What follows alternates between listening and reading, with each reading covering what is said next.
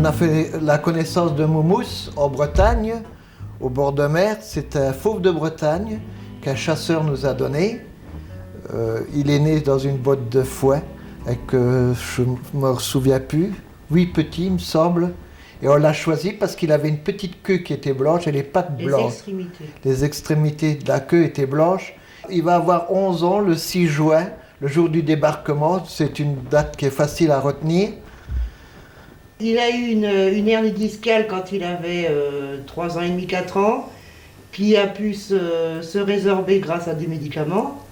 Et à peu près 2 ans après, il a refait une attaque, mais là on ne pouvait rien faire à part une opération, ou alors le faire piquer parce qu'on savait qu'il restait paralysé. Le vétérinaire qui l'a opéré nous a dit qu'il y avait une méthode de chariot qui puisse leur permettre de se balader.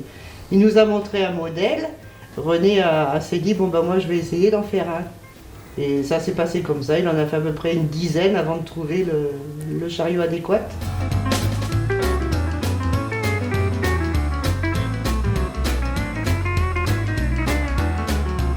Le plus difficile pour fabriquer un chariot, c'est surtout le poids du chariot et les roues. Tout est un problème de roues. Parce que si vous avez une motte de terre, il risque de culbuter. S'il vire trop vite, il culbute aussi. Et les roues ont énormément d'importance. D'après la grandeur du chien, aussi bien les roues de caddie pour un petit chien et des grandes roues de petits vélos pour un chien déjà qui fait dans les 10 kilos. Une petite, j'ai plus. Alors voilà l'ossature du futur chariot. Vous avez 2 petites tiges filetées qui font à peu près dans les 30 cm et une tige filetée de 8 mm comme support où vous avez les tendeurs où le chien automatiquement vous avez les 4 tiges en aluminium plus 2 tiges filetées de chaque côté. Alors automatiquement, vu qu'il y a les 2 tendeurs, on pose le chien dans le chariot.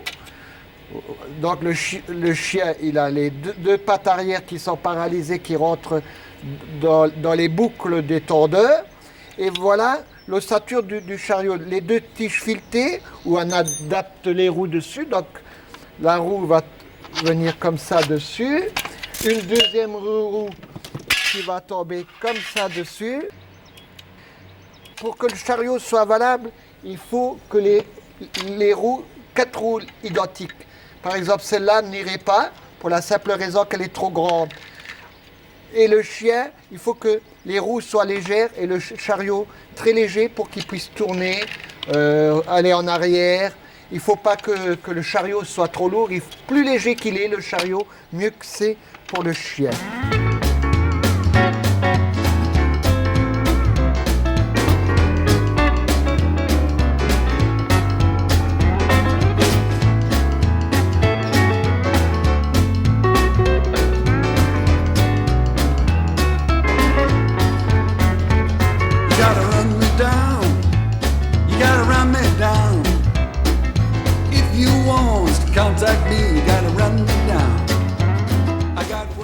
Ça simplifie la vie, complètement.